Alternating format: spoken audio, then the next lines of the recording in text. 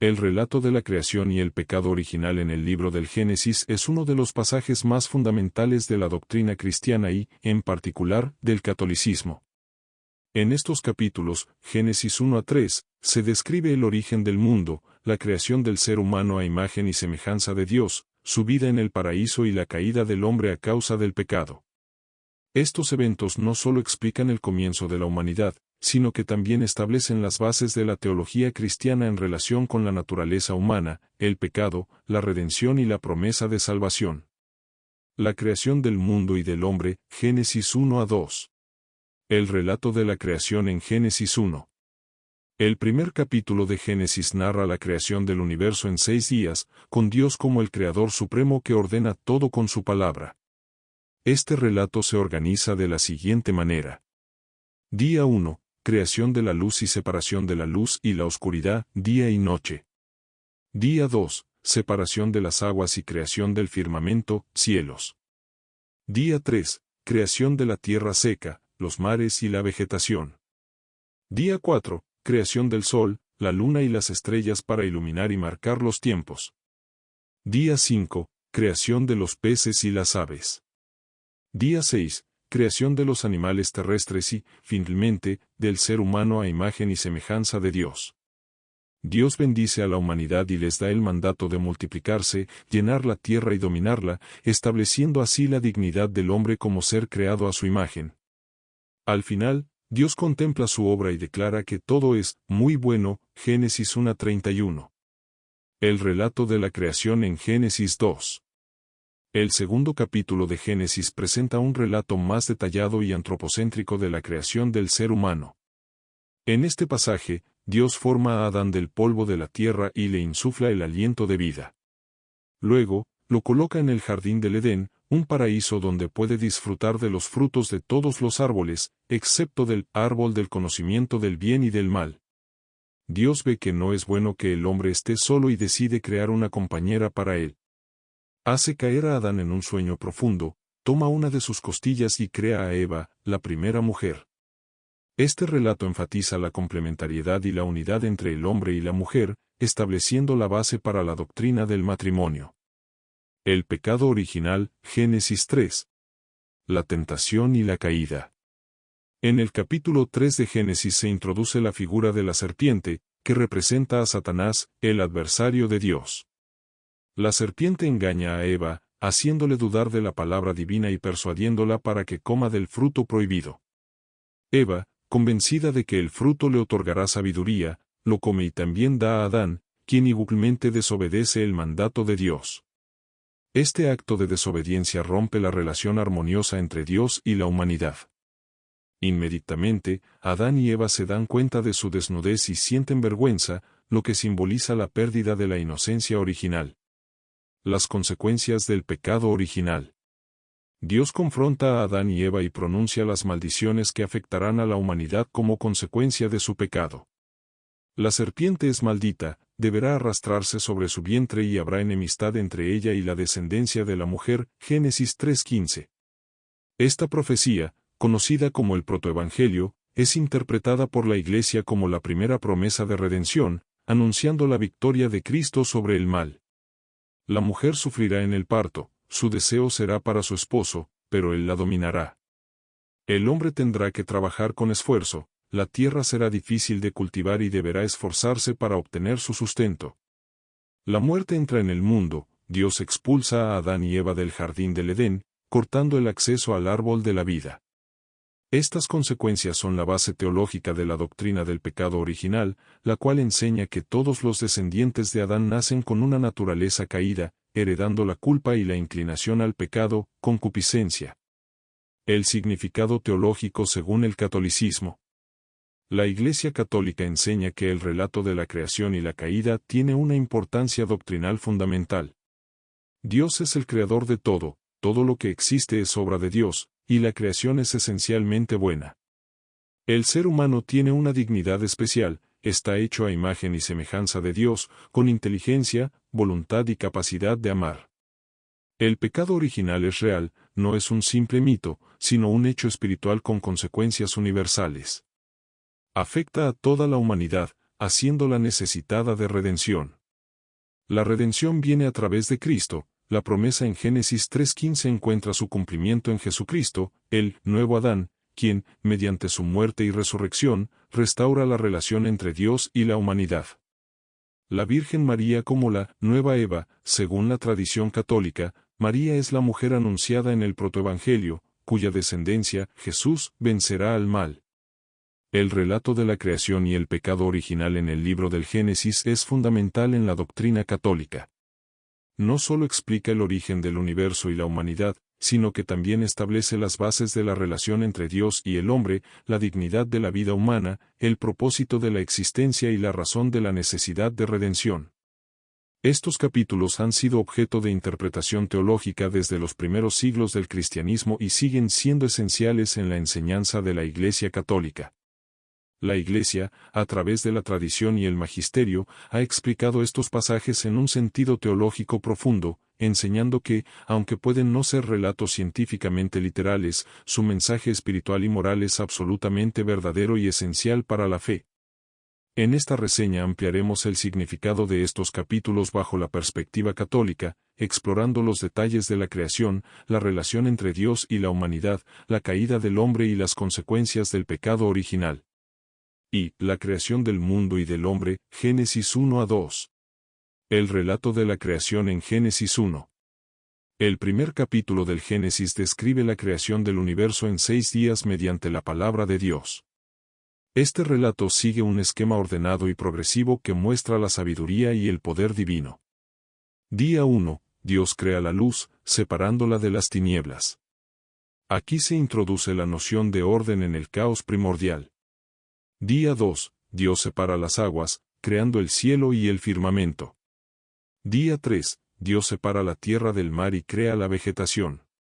Día 4. Dios crea los astros, sol, luna y estrellas, para señalar los tiempos y estaciones. Día 5. Dios crea los peces y las aves. Día 6. Dios crea los animales terrestres y, finalmente, al ser humano a su imagen y semejanza. En este relato, el hombre es la cúspide de la creación, ya que es el único ser creado a imagen de Dios. A diferencia de los demás seres vivos, el ser humano tiene inteligencia, voluntad y capacidad de amar. Se le otorga la responsabilidad de dominar y cuidar la tierra. El relato de la creación en Génesis 2. En el segundo capítulo de Génesis se narra la creación del ser humano con un enfoque más personal e íntimo. Dios forma a Adán del polvo de la tierra y sopla en él el aliento de vida, estableciendo su conexión especial con la divinidad. Luego, Dios planta el jardín del Edén y coloca allí al hombre, permitiéndole disfrutar de sus frutos con una única restricción: no comer del árbol del conocimiento del bien y del mal. Para que Adán no esté solo, Dios crea a Eva a partir de una de sus costillas, lo que simboliza la igualdad y complementariedad entre el hombre y la mujer. El relato del Éxodo es uno de los eventos más significativos en la historia de la salvación, no solo para el pueblo de Israel, sino también en la teología cristiana.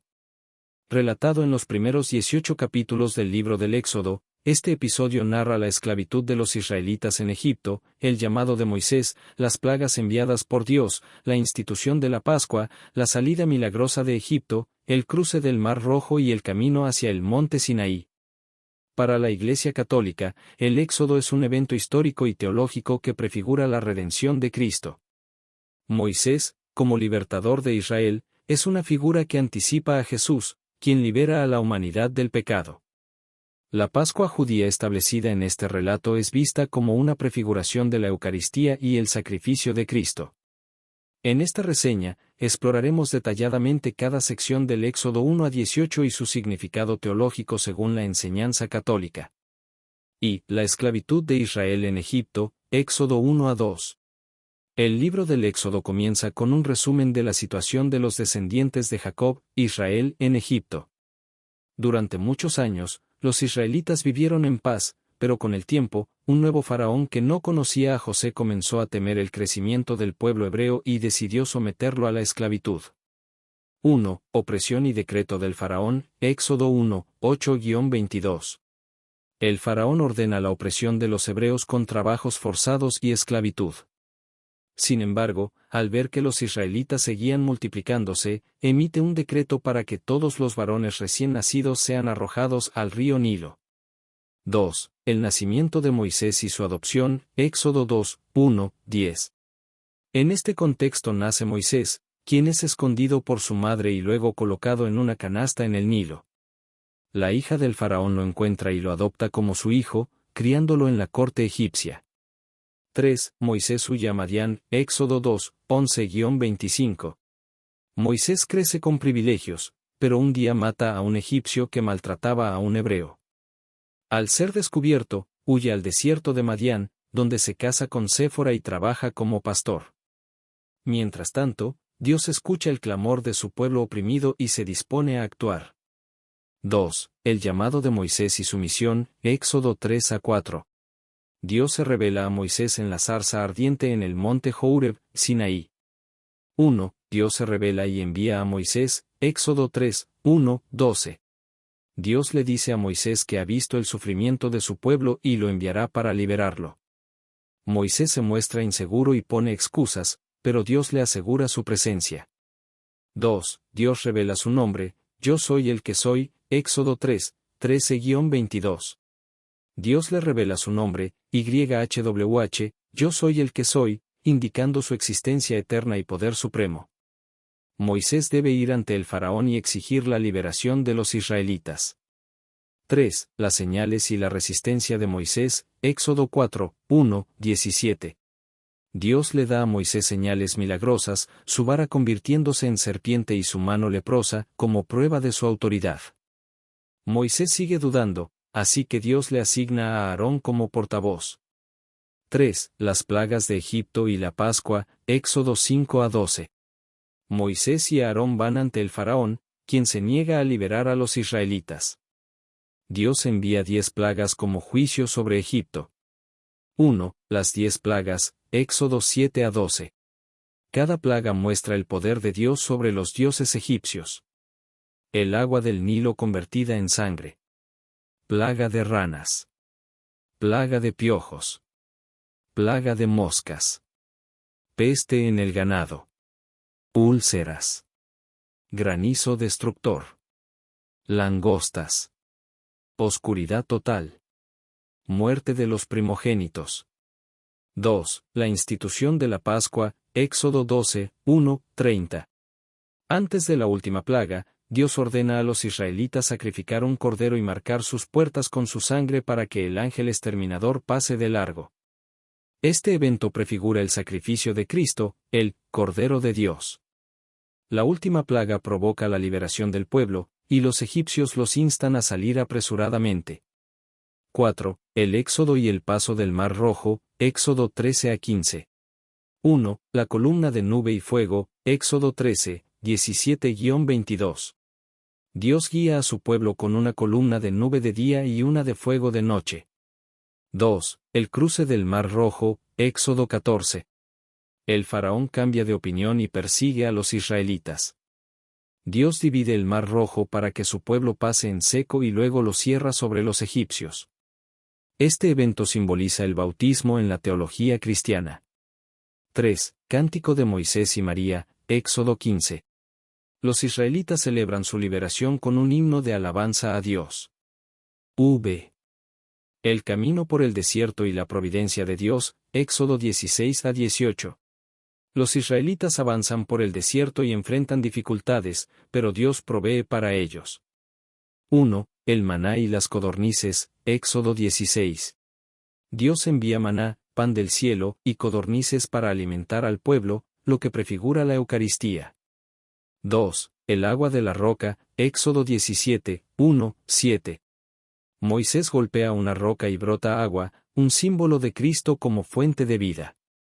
3. La batalla contra Amalek, Éxodo 17, 8-16. Josué lidera la batalla contra Amalek, mientras Moisés intercede con los brazos levantados, simbolizando el poder de la oración. 4. Jetro y el consejo a Moisés, Éxodo 18. Jetro, suegro de Moisés, le aconseja delegar responsabilidades para gobernar mejor al pueblo. El relato del Éxodo es uno de los eventos más importantes en la historia de la salvación, tanto para el pueblo de Israel como para la fe cristiana. Es el momento en el que Dios interviene directamente en la historia de su pueblo para liberarlo de la esclavitud en Egipto, guiándolo hacia la tierra prometida. Para la Iglesia Católica, el Éxodo tiene un profundo significado teológico. Moisés es un tipo de Cristo, el libertador definitivo de la humanidad. La Pascua judía prefigura la Eucaristía, donde Jesús, el Cordero de Dios, se ofrece en sacrificio para la salvación del mundo. El paso del Mar Rojo simboliza el bautismo, el cual libera al creyente de la esclavitud del pecado. El maná en el desierto es una figura de la Eucaristía, el pan de vida que sostiene a los fieles en su peregrinación terrenal. A continuación, se presenta un análisis detallado de los capítulos Éxodo 1 a 18, resaltando su contenido, contexto y su interpretación desde la perspectiva católica. Y, la esclavitud en Egipto y el nacimiento de Moisés, Éxodo 1 a 2. 1. Opresión del pueblo de Israel, Éxodo 1, 1, 22. Después de la muerte de José, los descendientes de Israel prosperaron en Egipto y se multiplicaron. Sin embargo, un nuevo faraón que no conocía a José temió el crecimiento del pueblo hebreo y decidió esclavizarlos. El faraón impuso trabajos forzados, reduciendo a los israelitas a la esclavitud. Pero, al ver que continuaban multiplicándose, ordenó la matanza de todos los varones hebreos recién nacidos. 2. El nacimiento de Moisés y su adopción, Éxodo 2, 1, 10. En este contexto nace Moisés, quien es salvado de la muerte por su madre, quien lo coloca en una canasta en el río Nilo. La hija del faraón lo encuentra y lo adopta como su propio hijo, permitiéndole crecer en la corte real con todos los privilegios de la nobleza egipcia. 3. Moisés huye a Madián, Éxodo 2, 11-25. Cuando Moisés ya es adulto, ve a un egipcio golpeando a un hebreo y, en un arrebato de ira, lo mata. Descubierto su crimen, huye al desierto de Madián, donde se casa con Séfora, la hija del sacerdote Jetró, y trabaja como pastor.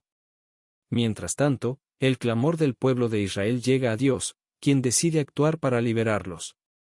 2. El llamado de Moisés y su misión, Éxodo 3 a 4. 1. Dios se revela en la zarza ardiente, Éxodo 3, 1, 12. Mientras Moisés pastoreaba ovejas en el monte Horeb, Sinaí, Dios se le aparece en una zarza ardiente que no se consume. Allí, Dios le dice que ha visto el sufrimiento de su pueblo y lo envía como su instrumento para liberar a Israel. El relato de la encarnación y el nacimiento de Jesús es el punto central de la historia de la salvación en la tradición cristiana. La Iglesia Católica enseña que Dios, en su infinita misericordia, decidió hacerse hombre en la persona de Jesucristo, el Hijo eterno de Dios, para redimir a la humanidad del pecado y restaurar la relación entre Dios y el hombre. Los Evangelios de Mateo y Lucas nos ofrecen los relatos más detallados sobre el nacimiento de Jesús, pero es en Lucas 1 a 2 donde encontramos una narración ordenada y detallada de los acontecimientos que precedieron y acompañaron la llegada del Mesías. Desde el anuncio del arcángel Gabriel a la Virgen María hasta la adoración de los pastores y la presentación en el templo, estos capítulos contienen misterios profundos que la Iglesia celebra en diferentes solemnidades, como la Anunciación, la Navidad y la presentación del Señor. A continuación, exploraremos cada uno de estos eventos desde la perspectiva católica, analizando su significado teológico y espiritual. Y, el anuncio del nacimiento de Juan el Bautista, Lucas 1, 5-25.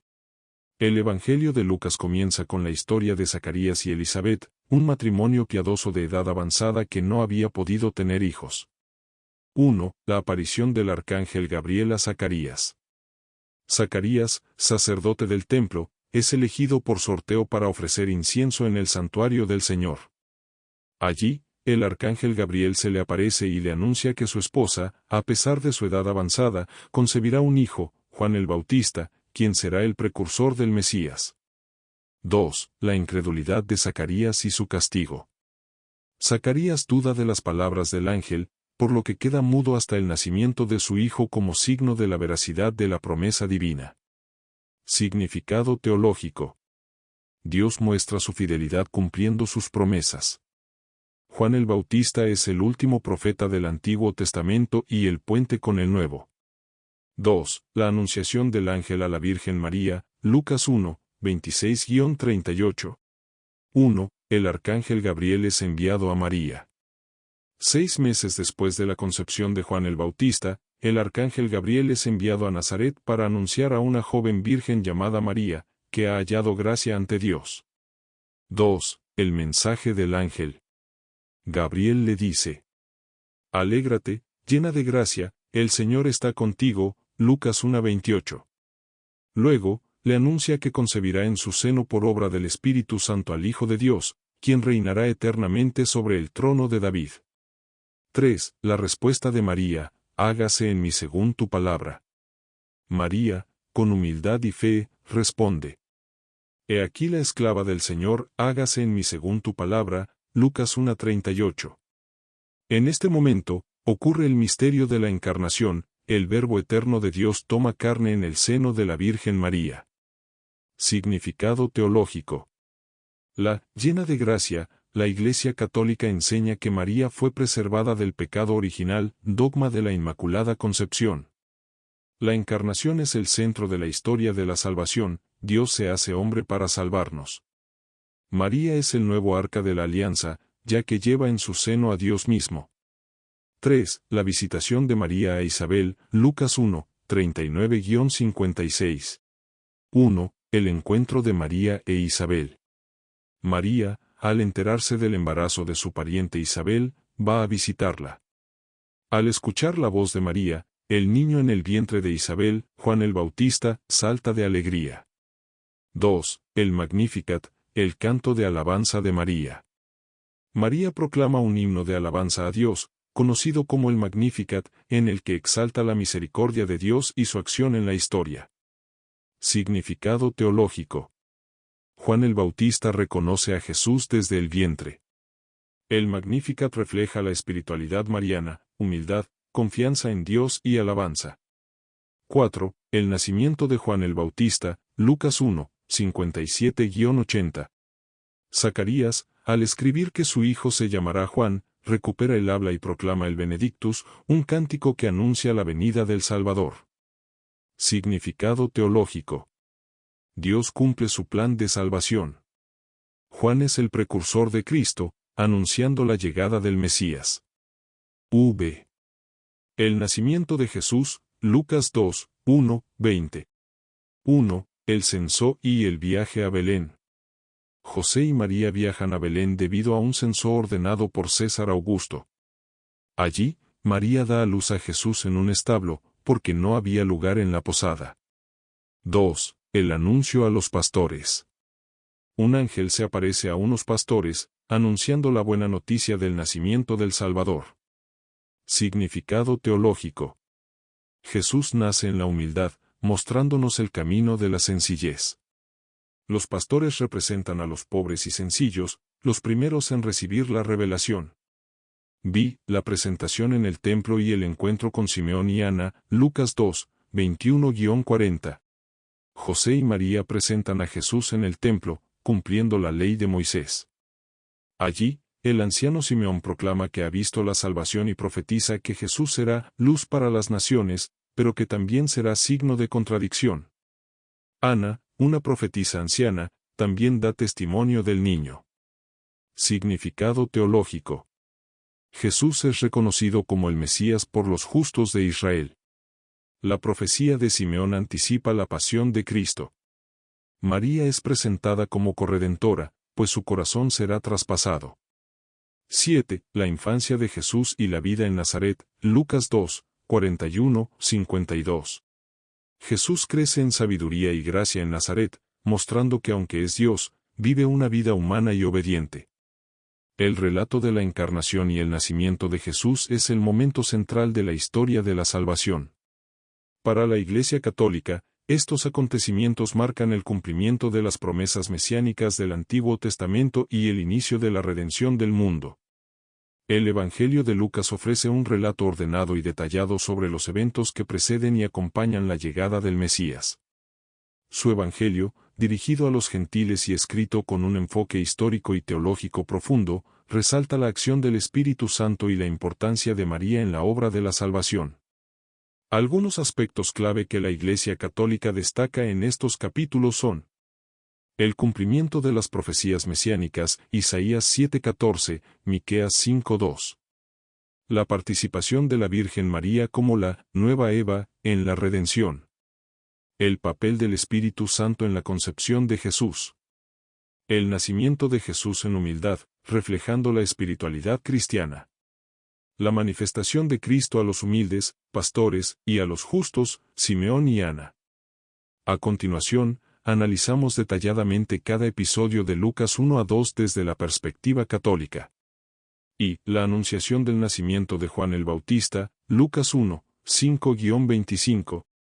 El Evangelio de Lucas comienza situándonos en el templo de Jerusalén, donde el sacerdote Zacarías, esposo de Isabel, está cumpliendo su turno de servicio. 1. La aparición del arcángel Gabriel a Zacarías. Mientras Zacarías ofrece incienso en el santuario del Señor, el arcángel Gabriel se le aparece y le anuncia que su esposa, a pesar de ser estéril y avanzada en edad, concebirá un hijo, Juan el Bautista. 2. Características de Juan el Bautista. Gabriel describe la misión de Juan. Será grande ante Dios. No beberá vino ni licor, como los nazareos. Lleno del Espíritu Santo desde el vientre materno. Hará volver los corazones de Israel hacia Dios. Preparará el camino para el Mesías. 3. La incredulidad de Zacarías y su castigo. Zacarías duda de la promesa del ángel, por lo que queda mudo hasta el nacimiento del niño. Enseñanza católica. La duda de Zacarías contrasta con la fe de María en la Anunciación. Juan es el último profeta del Antiguo Testamento y el puente con el Nuevo. B. La presentación en el templo y la profecía de Simeón, Lucas 2, 21-40. Jesús es presentado en el templo. Simeón, un anciano justo, proclama que ha visto la salvación de Dios. El núcleo central del cristianismo es el misterio pascual, la pasión, muerte y resurrección de Jesucristo.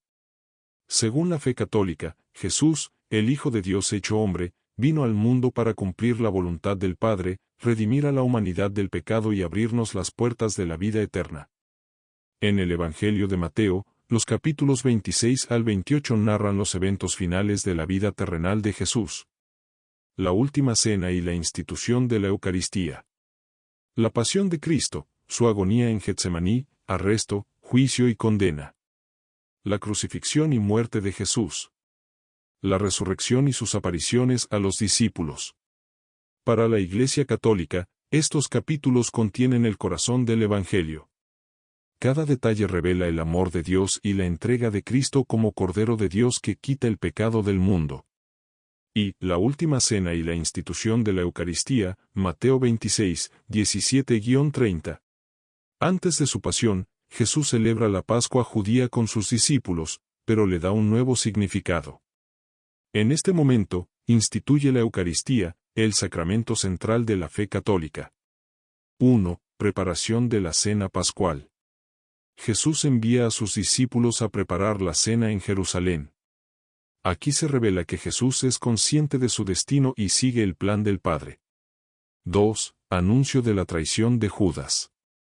Durante la cena, Jesús revela: uno de ustedes me va a entregar, Mateo 26 horas y 21 minutos. Judas Iscariote, ya decidido a traicionarlo, pregunta: ¿soy yo, maestro? Y Jesús responde: tú lo has dicho. Significado teológico. La traición de Judas representa el pecado y la negación de Cristo. Jesús acepta libremente su destino por amor a la humanidad. 3. Institución de la Eucaristía. Tomando el pan, Jesús dice: tomen y coman, esto es mi cuerpo, Mateo 26 horas y 26 minutos. Tomando el cáliz, añade: beban todos de él, porque esta es mi sangre de la alianza, que será derramada por muchos para el perdón de los pecados, Mateo 26, 27-28. Importancia para la fe católica. Cristo se da como alimento espiritual en la Eucaristía. La Eucaristía es el memorial del sacrificio de Jesús. Los católicos creen en la presencia real de Cristo en el pan y el vino consagrados. 2. La agonía en Getsemaní y el arresto de Jesús, Mateo 26, 36-56. 1. La oración en el huerto. Jesús, sabiendo que su hora se acerca, va al huerto de Getsemaní y reza. Padre mío, si es posible, que pase de mí esta copa, pero no se haga mi voluntad, sino la tuya. Mateo 26:39. Lecciones espirituales. Jesús, en su humanidad, siente angustia, pero se abandona al Padre. Nos enseña a aceptar la voluntad de Dios en momentos de sufrimiento. 2. La traición de Judas y el arresto. Judas llega con soldados y besa a Jesús, señalándolo como el prisionero. Jesús le dice: Amigo, ¿a qué has venido? Mateo 26:50. Pedro, queriendo defender a Jesús, corta la oreja de un siervo del sumo sacerdote, pero Jesús lo detiene. Jesús se entrega voluntariamente. No opone resistencia. 3. El juicio de Jesús y su condena a muerte, Mateo 26:57, 27:26. 1. Juicio ante el Sanedrín. Los sumos sacerdotes acusan a Jesús de blasfemia por llamarse Hijo de Dios. Cuando Caifás le pregunta: ¿Eres el Cristo, el Hijo de Dios? Jesús responde: Tú lo has dicho. Mateo 26:64. Esto provoca la condena a muerte. 2. Negación de Pedro. Pedro niega 3 veces conocer a Jesús. Al recordar las palabras de su maestro, llora amargamente. Lecciones espirituales. Pedro cae, pero se arrepiente y es restaurado por Cristo. La misericordia de Dios está siempre disponible para quienes se arrepienten. 3. Jesús ante Pilato y la liberación de Barrabás. Pilato no encuentra culpa en Jesús, pero el pueblo prefiere liberar a Barrabás, un criminal, y condenar a Jesús. Pilato se lava las manos, mostrando su debilidad ante la presión de la multitud. 4. La pasión y muerte de Jesús, Mateo 27:56. 1. La flagelación y la coronación de espinas. Los soldados se burlan de Jesús, lo golpean y le ponen una corona de espinas, llamándolo Rey de los Judíos. 2. Camino al Calvario y la crucifixión. Jesús carga la cruz hasta el Gólgota. En la cruz, pronuncia palabras de perdón y entrega. Dios mío, ¿por qué me has abandonado? Mateo 27:46. Finalmente, exclama: Todo está cumplido, y entrega su espíritu. 3. Significado de la muerte de Jesús. Jesús muere por la salvación del mundo. Su sacrificio expía los pecados de la humanidad.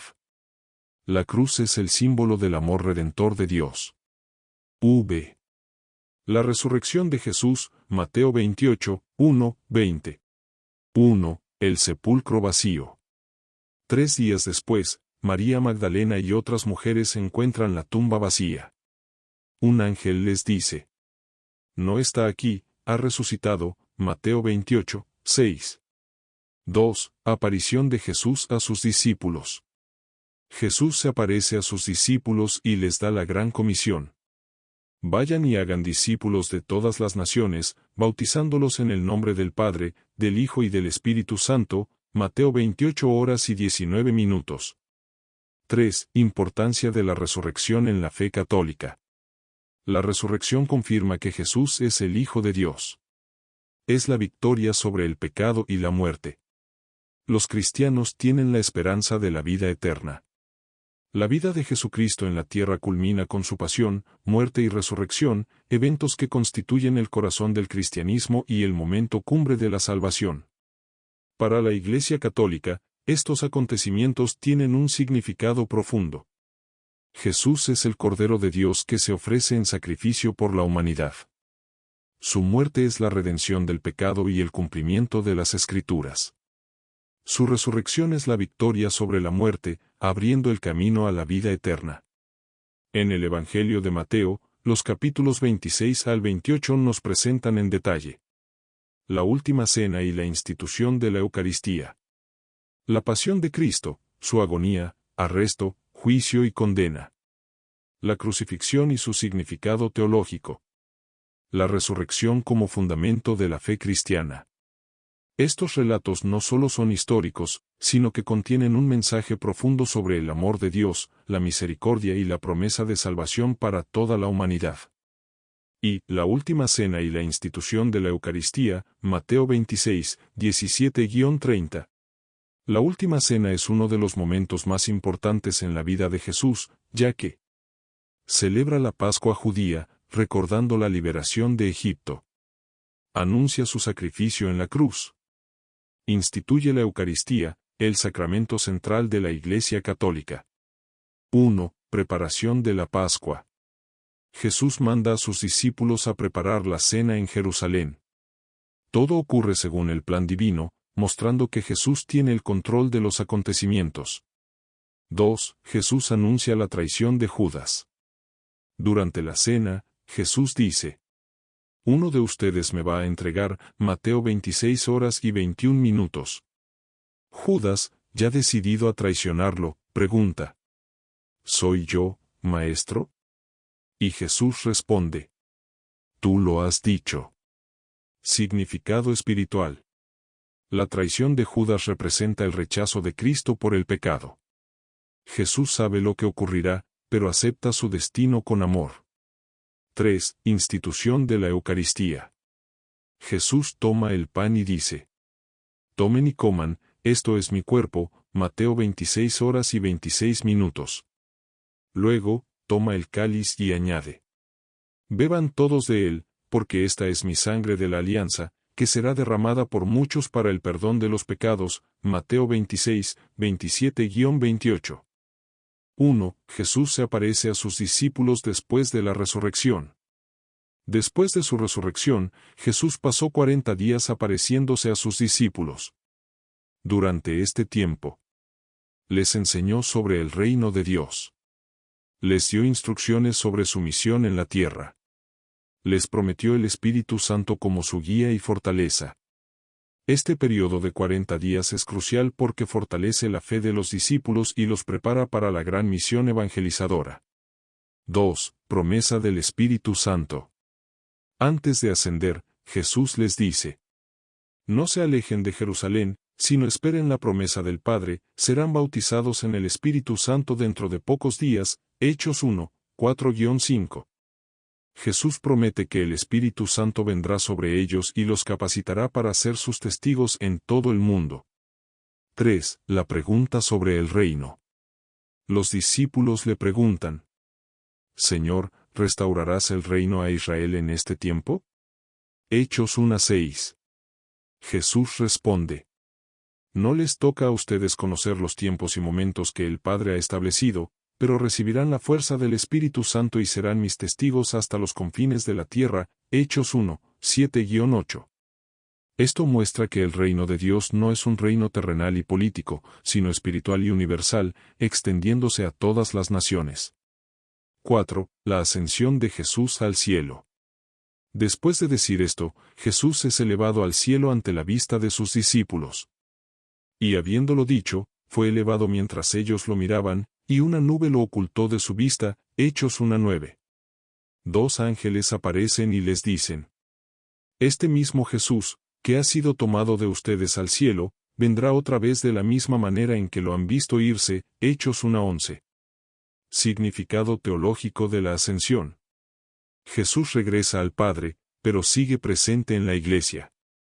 Su exaltación confirma su divinidad y su victoria sobre la muerte. Nos promete su regreso glorioso al final de los tiempos.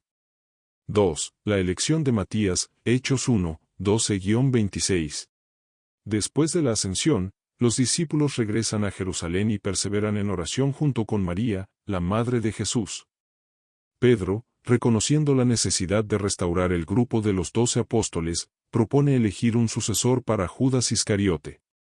Se presentan dos candidatos, José llamado Barsabás y Matías. Luego de orar, los discípulos echan suertes y Matías es elegido. Este episodio muestra la importancia del liderazgo apostólico en la Iglesia. El papel de la oración y la acción del Espíritu en las decisiones de la comunidad cristiana. 3. La venida del Espíritu Santo en Pentecostés, Hechos 2, 1, 13. 1. Pentecostés, el cumplimiento de la promesa de Jesús. 50 días después de la resurrección de Cristo, ocurre un evento extraordinario en Jerusalén, el Espíritu Santo desciende sobre los discípulos. De repente, vino del cielo un ruido como de un viento fuerte, que llenó toda la casa donde estaban. Se les aparecieron lenguas como de fuego que se repartieron y se posaron sobre cada uno de ellos. Y quedaron todos llenos del Espíritu Santo y comenzaron a hablar en otras lenguas, Hechos 2, 2-4. 2. El significado de los signos de Pentecostés. El viento fuerte representa la presencia de Dios, recordando el aliento de vida en la creación. Las lenguas de fuego simbolizan la purificación y el poder del Espíritu Santo. Hablar en diferentes lenguas muestra que el mensaje de Cristo es para todas las naciones. 3. Impacto en la multitud. En Jerusalén había judíos de muchas partes del mundo. Cada uno los escuchaba hablar en su propia lengua, asombrados por el milagro. Pero algunos se burlaban, diciendo: «Están borrachos», Hechos 2:13. Esto demuestra que la acción del Espíritu puede ser malinterpretada, pero su poder es real. 4. El discurso de Pedro y la conversión de 3,000 personas, Hechos 2, 14-41. Pedro, lleno del Espíritu Santo, se levanta y proclama su primer gran discurso. 1. Explicación de Pentecostés. Pedro aclara que no están borrachos, sino que esto es el cumplimiento de la profecía de Joel. Derramaré mi espíritu sobre toda carne, Joel 2:28. 2. Jesús es el Mesías. Pedro proclama que Jesús, a quien crucificaron, ha resucitado y ha sido exaltado a la derecha de Dios. 3. Llamado al arrepentimiento. La multitud, conmovida, pregunta: ¿qué debemos hacer? Pedro responde: arrepiéntanse y bautícense en el nombre de Jesucristo para el perdón de sus pecados, y recibirán el don del Espíritu Santo, Hechos 2:38. Ese día, 3,000 personas se bautizan, iniciando la expansión de la Iglesia. Significado teológico y relevancia para la Iglesia Católica. 1. La Ascensión y Pentecostés en la vida cristiana. La Ascensión nos recuerda que Cristo reina en el cielo, pero sigue presente en la Iglesia. El Espíritu Santo guía a la Iglesia, la fortalece y le da unidad. El bautismo y la confirmación nos hacen partícipes de Pentecostés. 2. La Iglesia como comunidad del Espíritu. Desde Pentecostés, la Iglesia es misionera, llevando el Evangelio a todas las naciones. El Espíritu Santo actúa en los sacramentos, en la predicación y en la vida de los fieles. La ascensión de Jesús al cielo y la venida del Espíritu Santo en Pentecostés marcan un momento crucial en la historia del cristianismo y en la enseñanza de la Iglesia Católica. Importancia de estos eventos en la fe católica.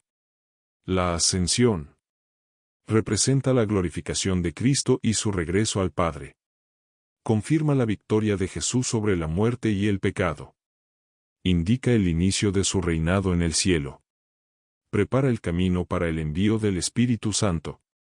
Pentecostés es el cumplimiento de la promesa de Jesús de enviar al Paráclito. Marca el nacimiento de la Iglesia y su misión evangelizadora. Da a los apóstoles la valentía para predicar el Evangelio. Manifiesta la universalidad del mensaje cristiano. Estos acontecimientos no solo son históricos, sino que tienen una profunda enseñanza teológica sobre la presencia de Dios en la Iglesia y en el mundo. Y, la ascensión de Jesús al cielo, Hechos 1, 1, 11. 1. Los 40 días después de la resurrección. Jesús pasó 40 días con sus discípulos después de su resurrección, apareciéndose y enseñándoles sobre el reino de Dios. Después de su pasión, se presentó vivo a ellos con muchas pruebas, apareciéndoseles durante 40 días y hablándoles del reino de Dios, Hechos 1:3. Significado de estos 40 días. Fortalecen la fe de los discípulos en su resurrección. Jesús prepara a los apóstoles para su misión. Recuerda los 40 años del Éxodo y los 40 días en el desierto. 2. La última instrucción de Jesús, la promesa del Espíritu Santo. Jesús les ordena: no se alejen de Jerusalén, sino esperen la promesa del Padre, porque dentro de pocos días serán bautizados con el Espíritu Santo. Hechos 1, 4-5. Aquí, Jesús reafirma la necesidad del Espíritu Santo para la misión de la Iglesia. 3. Los discípulos preguntan por la restauración del reino. Los apóstoles, aún con una visión terrenal del Mesías, le preguntan: Señor, ¿restaurarás en este tiempo el reino a Israel? Hechos 1:6. Jesús responde: no les corresponde a ustedes conocer los tiempos y momentos que el Padre ha establecido con su autoridad, pero recibirán la fuerza del Espíritu Santo y serán mis testigos en Jerusalén, en toda Judea, en Samaria y hasta los confines de la tierra. Hechos 1, 7-8. Significado de esta respuesta. El reino de Dios no es político, sino espiritual. La misión de los discípulos es evangelizar el mundo entero. El Espíritu Santo les dará la fuerza para cumplir esta misión. 4. La ascensión de Jesús y la promesa de su regreso. Mientras ellos lo miraban, fue elevado, y una nube lo ocultó de sus ojos. Hechos 1:9. La conversión de San Pablo es uno de los relatos más significativos de la historia cristiana. Su vida pasó de ser un feroz perseguidor de los cristianos a uno de los más grandes apóstoles del cristianismo, cuyo trabajo misionero y teológico influyó profundamente en la iglesia primitiva y en la teología cristiana. A través de los capítulos 9-28 del libro de los Hechos de los Apóstoles, se narra cómo Saulo de Tarso, un fariseo, se transformó en San Pablo, el apóstol de las naciones. Este cambio radical y su posterior misión siguen siendo un modelo para los cristianos en la actualidad. Y la conversión de Saulo, Hechos 9, 1-19. 1. La persecución de los cristianos por Saulo. Antes de su conversión, Saulo era conocido por su ardor en la persecución de los cristianos. Era un fariseo devoto, educado en la ley judía bajo Gamaliel, y estaba decidido a erradicar el movimiento cristiano que veía como una amenaza para la tradición judía. En Hechos 9, 1-2, se describe a Saulo como amenazante y lleno de ira, buscando cartas de autorización para arrestar a los seguidores de Jesús en las ciudades vecinas, especialmente en Damasco. Su misión era llevar a los cristianos encadenados a Jerusalén para ser juzgados y castigados. 2. El encuentro sobrenatural en el camino a Damasco. El relato de la conversión de Saulo es espectacularmente sobrenatural. Mientras viajaba hacia Damasco, una luz cegadora lo rodeó, y escuchó una voz que le decía: Saulo, Saulo, ¿por qué me persigues? Hechos 9:4. Saulo, aterrorizado, preguntó: ¿Quién eres, Señor? Y la voz respondió: Yo soy Jesús, a quien tú persigues. Dura cosa te es dar coces contra el aguijón. Hechos 9:5. La luz cegó a Saulo, quien cayó al suelo. Este encuentro con Cristo, resucitado y glorificado, fue el punto de inflexión en su vida. 3. La instrucción de Jesús a Saulo. La voz de Jesús no solo lo confronta por su persecución, sino que también le da instrucciones claras. Le dice que se levante, entre en la ciudad de Damasco, y allí se le diría qué debía hacer. Hechos 9:6. Mientras tanto, en Damasco, un discípulo llamado Ananías recibe una visión en la que Dios le instruye a ir a Saulo para sanarlo de su ceguera. Ananías, inicialmente temeroso debido a la fama de Saulo, obedece. Al encontrar a Saulo, Ananías le impone las manos y le dice: Saulo, hermano, el Señor Jesús, que se te apareció en el camino, me ha enviado para que recobres la vista y seas lleno del Espíritu Santo. Hechos 9:17. Inmediatamente, Saulo recupera la vista, se bautiza, y comienza a proclamar a Jesús como el Hijo de Dios. 2. El ministerio de San Pablo. Hechos 9, 19-28. 1. El cambio radical de Saulo. Saulo, ahora llamado Pablo, comienza a predicar a Cristo en las sinagogas de Damasco, sorprendiendo a todos los que lo conocían como un perseguidor. ¿No es este el que asolaba en Jerusalén a los que invocaban este nombre, y para esto vino aquí, para llevarlos presos ante los principales sacerdotes? Hechos 9:21. Este cambio radical de vida demuestra la profundidad de la conversión de Pablo, un testimonio de la gracia transformadora de Dios. 2. La persecución de Pablo. Al principio, Pablo enfrenta la oposición feroz de aquellos que no podían entender su repentina conversión. Los judíos en Damasco, furiosos por su predicación, traman matarlo. Sin embargo, sus discípulos lo ayudan a escapar, bajándolo por las murallas de la ciudad en una canasta, Hechos 9:25.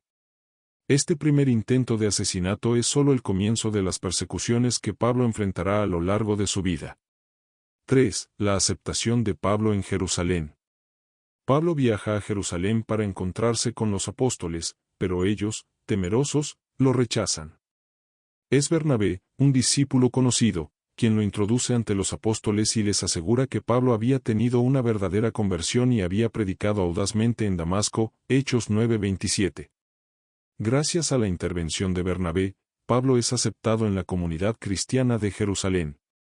Este es el comienzo de su alianza con los apóstoles y su posterior colaboración en la propagación del Evangelio.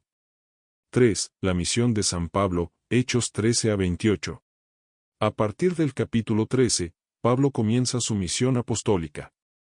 Sus viajes misioneros son fundamentales para la expansión del cristianismo en el mundo conocido en ese entonces. A través de estas misiones, Pablo lleva el mensaje cristiano a las ciudades del Imperio Romano, formando comunidades cristianas en lugares clave.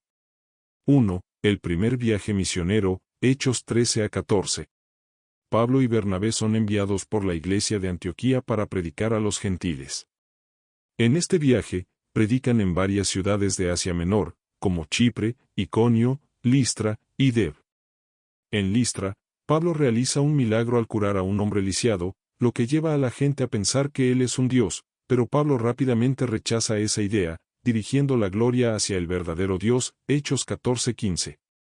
En Iconio, a pesar de la oposición, Pablo sigue predicando con valentía, aunque tiene que huir tras sufrir persecución, Hechos 14:6-7. Este primer viaje misionero es fundamental para el establecimiento de iglesias cristianas entre los gentiles. 2. El Concilio de Jerusalén, Hechos 15. Una de las principales tensiones en los primeros días del cristianismo fue la cuestión de si los gentiles convertidos al cristianismo debían seguir la ley judía, en particular la circuncisión. Pablo y Bernabé defienden que los gentiles no están obligados a seguir la ley de Moisés. Este debate se resuelve en el Concilio de Jerusalén, donde se decide que los gentiles deben seguir algunas normas básicas, pero no la ley completa de Moisés, Hechos 15:28-29. Este acuerdo es clave para la expansión del cristianismo entre los gentiles. 3. El segundo y tercer viaje misionero, Hechos 16-21. Pablo continúa viajando a ciudades importantes como Filipos, Tesalónica, Corinto y Efeso, predicando la salvación a través de Jesucristo y estableciendo iglesias. Durante este periodo, Pablo enfrenta gran oposición, incluyendo persecuciones y encarcelamientos, pero continúa con su misión sin temor. En Filipos, Pablo y Silas son encarcelados tras liberar a una esclava que tenía un espíritu de adivinación. Mientras están en la prisión, un terremoto los libera, pero el carcelero se convierte al cristianismo, Hechos 16:25-34. En Efeso, Pablo realiza milagros y enfrenta una violenta oposición de los artesanos que fabricaban estatuas de Diana, una diosa popular en la ciudad, Hechos 19:23-41. 4. El arresto y viaje a Roma, Hechos 21-28. Durante su tercer viaje, Pablo es arrestado en Jerusalén bajo acusaciones falsas y llevado a Cesarea, donde es juzgado ante el gobernador Félix. Tras apelar a César como ciudadano romano, Pablo es enviado a Roma para ser juzgado. A lo largo de este viaje, Pablo testifica de su fe ante reyes y gobernantes, como el rey Agripa, Hechos 26. Mientras está en el barco hacia Roma, enfrenta una tormenta, pero sobrevive y llega a la capital del imperio, donde continúa su predicación en prisión. Durante su estancia en Roma, Pablo sigue proclamando el Evangelio con valentía, lo que muestra su firme dedicación a su misión. 4. El legado de San Pablo. San Pablo es conocido como el apóstol de los gentiles debido a su esfuerzo por llevar el evangelio más allá del pueblo judío y expandir la iglesia cristiana a los gentiles. Su contribución más significativa se encuentra en sus cartas o epístolas, muchas de las cuales son fundamentales para la teología cristiana y la doctrina católica. Estas cartas abordan temas como la justificación por la fe, la gracia de Dios, la unidad de la Iglesia y la moral cristiana. El Apocalipsis, también conocido como el Libro de la Revelación, es el último libro del Nuevo Testamento y una de las obras más complejas y simbólicas de la Biblia. Escrito por el apóstol San Juan en la isla de Patmos, el Apocalipsis presenta una serie de visiones que revelan el futuro y el destino final del mundo y de la Iglesia. Aunque es un texto que ha sido interpretado de diversas formas a lo largo de los siglos, para el catolicismo, el Apocalipsis es principalmente un mensaje de esperanza para los fieles y un llamado a la perseverancia en la fe ante la adversidad. En el corazón de este libro se encuentra el juicio final, el cual está relacionado con la segunda venida de Cristo, la destrucción del mal y la instauración de un nuevo cielo y una nueva tierra. Este evento marca el cumplimiento del plan de salvación de Dios para la humanidad. Y, contexto general del Apocalipsis. El libro de Apocalipsis fue escrito alrededor del año 95 después de Cristo, en un momento de persecución a los cristianos bajo el emperador romano Domiciano. San Juan escribe desde su exilio en la isla de Patmos, y sus visiones son profundamente simbólicas, llenas de imágenes de juicio, salvación, destrucción y redención. El propósito principal del libro es fortalecer a los cristianos en tiempos de prueba y persecución, asegurándoles que, a pesar del mal presente en el mundo, Dios tiene el control absoluto de la historia y llevará a cabo su justicia al final de los tiempos. 2. La introducción, la visión de Cristo resucitado, Apocalipsis 1. En el capítulo inicial, Juan tiene una visión del Cristo resucitado. Este Cristo glorificado es descrito con características que reflejan su autoridad divina y su poder de juzgar el mundo. La visión de Cristo como el Alfa y Omega, el principio y el fin de todas las cosas, Apocalipsis 1:8, establece el tono de soberanía divina que permea todo el libro. Jesús se presenta como el juez justo que tiene la autoridad para revelar el futuro y cumplir el plan de salvación. El mensaje central de este capítulo es que Cristo está presente en medio de las pruebas que sufren sus seguidores. Su victoria sobre la muerte es una garantía de que el bien prevalecerá sobre el mal. 3. Las cartas a las 7 iglesias, Apocalipsis 2-3.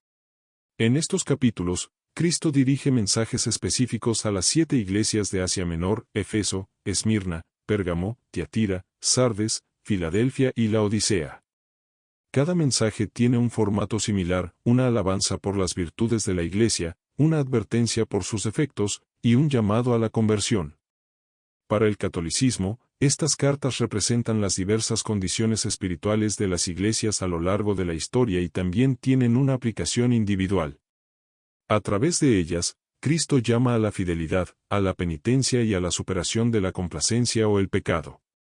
Las advertencias de Jesús en estas cartas sirven como lecciones prácticas para los cristianos de todas las épocas, instándolos a mantenerse firmes en la fe. 4. El juicio de los 7 sellos, Apocalipsis 6-7. En los capítulos 6 y 7, Cristo, el Cordero de Dios, comienza a abrir los 7 sellos que sellan el libro de la historia del mundo. A medida que se abren estos sellos, se desatan una serie de eventos judiciales y cataclísmicos. El primer sello libera un jinete blanco, que simboliza la victoria del Evangelio. El segundo sello desata un jinete rojo, que representa la guerra. El tercer sello desata un jinete negro, simbolizando la falta de recursos y la miseria económica. El cuarto sello libera un jinete pálido, que es la muerte. El quinto sello muestra a los mártires, que claman por justicia. El sexto sello desata cataclismos cósmicos, como terremotos y el oscurecimiento del sol, lo que señala el inicio del juicio final. A través de estos sellos, el Apocalipsis muestra la tribulación que los cristianos deben sufrir, pero también revela la protección divina sobre los fieles, simbolizada por los 144.000 sellados, Apocalipsis 7, 3-8, que representan a todos los elegidos.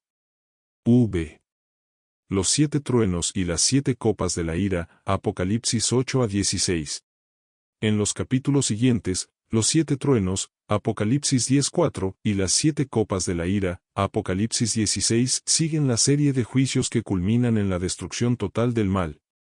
Los 7 truenos son un misterio no revelado, pero representan el juicio de Dios sobre las fuerzas del mal. Las 7 copas de la ira representan las plagas y el juicio final que se derramarán sobre los que siguen al anticristo y rechazan a Dios. Estos juicios tienen un carácter escatológico, es decir, se refieren a los eventos del fin del mundo y el establecimiento del reino de Dios. Vi, la batalla final y la victoria de Cristo, Apocalipsis 19-20. El clímax del libro llega con la batalla final entre el bien y el mal, donde Cristo, el Cordero de Dios, derrota a la bestia, el anticristo y sus seguidores. Este acontecimiento es conocido como la batalla de Armagedón, Apocalipsis 16:16, donde las fuerzas del mal son finalmente derrotadas. El juicio final tiene lugar en el capítulo 20, donde se presenta el gran trono blanco, Apocalipsis 20:11-15. Los muertos son juzgados según sus obras, y aquellos cuyos nombres no están escritos en el libro de la vida son lanzados al lago de fuego, mientras que los justos reciben su recompensa en la Nueva Jerusalén. El juicio final no es solo un acto de destrucción, sino también de restauración. El mal es eliminado para siempre, y los justos son llevados a la presencia de Dios. 7. La Nueva Jerusalén, el nuevo cielo y la nueva tierra, Apocalipsis 21-22. Los últimos capítulos del Apocalipsis revelan la visión de un nuevo cielo y una nueva tierra, Apocalipsis 21:1, donde Dios habitará con su pueblo para siempre. La Nueva Jerusalén, una ciudad gloriosa, desciende del cielo como una esposa adornada para su esposo, simbolizando la unión eterna entre Dios y su iglesia. La ciudad es descrita como perfecta y sin maldad. No hay dolor, ni llanto, ni muerte. Dios será la luz de la ciudad, y los fieles vivirán en su presencia. El árbol de la vida y el río de agua viva fluyen de su trono, simbolizando la plenitud de la vida y la gracia divina. El Apocalipsis termina con un llamado final a la fe. El que da testimonio de estas cosas dice, sí, vengo pronto. Amén. Ven, Señor Jesús, Apocalipsis 22:20. Este llamado es una expresión de esperanza y expectación del retorno de Cristo para establecer su reino eterno. 8. El mensaje teológico del Apocalipsis. El Apocalipsis es, ante todo, un libro de esperanza para los cristianos que sufren persecución y tribulación. Aunque el mal parece tener el control en algunos momentos, Dios está en control absoluto y el bien vencerá al final. El juicio final no es solo una destrucción de lo malo, sino una restauración de todo lo que es bueno, donde los fieles vivirán eternamente en la presencia de Dios. Para el catolicismo, este libro exhorta a los cristianos a perseverar en la fe, a rechazar el mal y a vivir con esperanza en la promesa de la segunda venida de Cristo.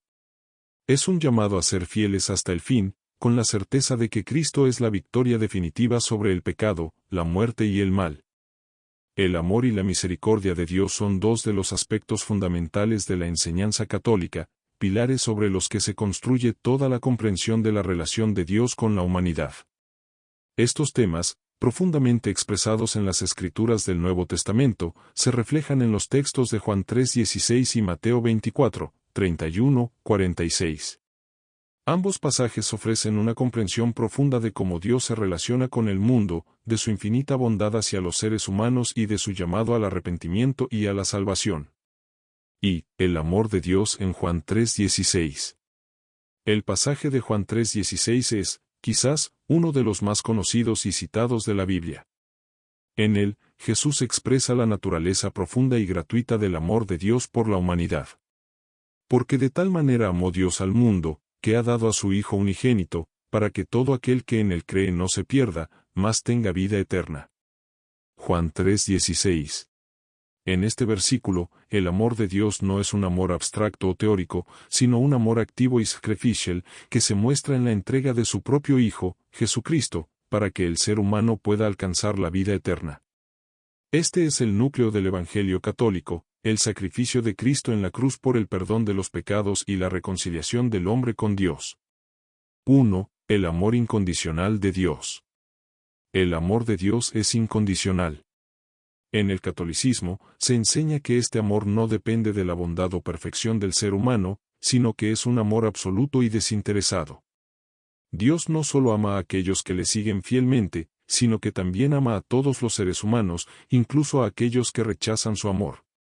Este amor trasciende las limitaciones humanas, y se expresa en el hecho de que Dios amó al mundo de una manera tan profunda que envió a su propio Hijo a morir por los pecadores, Romanos 5:8.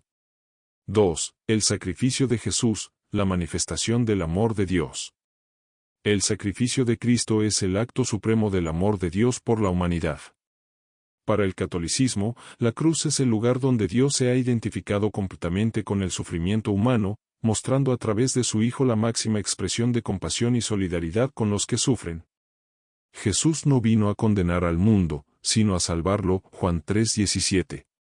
La muerte redentora de Cristo en la cruz es vista como el medio por el cual Dios perdona los pecados de la humanidad, ofreciendo la oportunidad de vida eterna a todos los que acepten su amor y se conviertan. 2. La misericordia de Dios en Mateo 24, 31, 46. El pasaje de Mateo 24, 31, 46 tiene un tono profético y escatológico, pues aborda la segunda venida de Cristo y el juicio final. En este contexto, el amor de Dios se entrelaza con su misericordia, pues, aunque el juicio es inevitable, Dios ofrece una oportunidad de salvación a aquellos que viven de acuerdo con sus enseñanzas.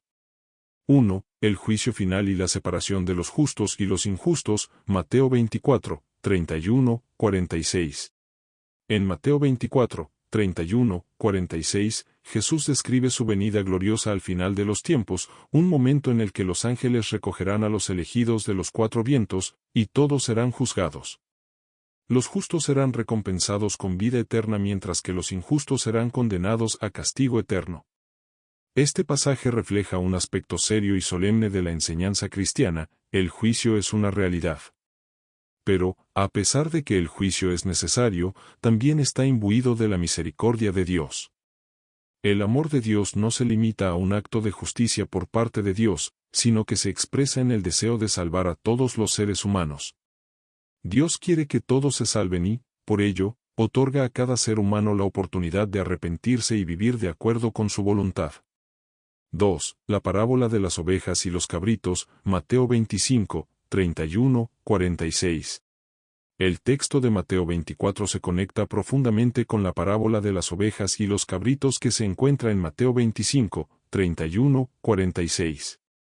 En esta parábola, Jesús distingue entre los justos y los injustos, basándose no solo en la fe, sino también en las obras de misericordia que cada uno realiza durante su vida.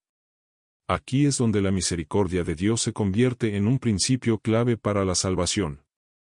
Las obras de misericordia, dar de comer al hambriento, vestir al desnudo, visitar a los enfermos, etc., son la prueba tangible de un corazón transformado por el amor de Dios. El juicio final no se basa únicamente en las creencias, sino en la respuesta concreta de cada individuo al llamado de Dios para amar y servir a los demás. En este contexto, la misericordia divina se manifiesta en la medida en que los creyentes siguen el ejemplo de Cristo, sirviendo y amando a los más necesitados. Dios no solo quiere la adoración y fidelidad de sus seguidores, sino que también pide que vivan en comunión con los demás, especialmente con los más vulnerables y marginados. De esta manera, las obras de misericordia son una respuesta directa al amor de Dios, y actúan como un reflejo de la misericordia que Dios ha mostrado hacia la humanidad. En este sentido, el juicio final es un examen de cómo los fieles han vivido según los principios del Evangelio, buscando la justicia y la misericordia en sus relaciones con los demás. 3. El amor y la misericordia en la segunda venida de Cristo. Aunque el juicio final es un evento serio y definitivo, también es una oportunidad para que Dios revele su misericordia. La misericordia divina no significa ignorar el mal, sino dar a cada persona la oportunidad de transformarse y arrepentirse. Para el catolicismo, la misericordia de Dios no excluye la justicia, sino que ambas trabajan juntas en el cumplimiento del plan divino de salvación. El catolicismo enseña que Dios ama a todos los seres humanos profundamente, pero la respuesta a este amor implica una decisión personal. El arrepentimiento y la fe en Cristo son esenciales para acceder a la misericordia divina. No se trata solo de recibir el perdón, sino de vivir de acuerdo con los valores del Evangelio, buscando ser reflejo del amor y la misericordia que Dios ha demostrado en la vida y muerte de Jesucristo. 3. El amor y la misericordia de Dios, un llamado a la conversión. Los pasajes de Juan 3:16 y Mateo 24:31, 46 revelan no solo el amor y la misericordia de Dios, sino también su llamado a la conversión y a la acción cristiana. Dios nos ama tanto que nos ofrece la salvación, pero esta salvación es activa y requiere de una respuesta: vivir en amor y servicio a los demás. La segunda venida de Cristo no solo es un recordatorio de que Dios es justo y misericordioso, sino también un llamado urgente a vivir según los principios del reino de Dios. El catolicismo, por tanto, no ve el amor y la misericordia de Dios como conceptos abstractos, sino como realidades vivas que se manifiestan en la vida diaria de cada creyente. La misericordia de Dios es un ciclo de gracia que transforma a la persona, no solo dándole un destino eterno de vida con Dios, sino también empoderándola para ser un instrumento de misericordia en el mundo. El amor y la misericordia de Dios, como se expresan en Juan 3:16 y Mateo 24:31, 46, son pilares fundamentales de la fe católica.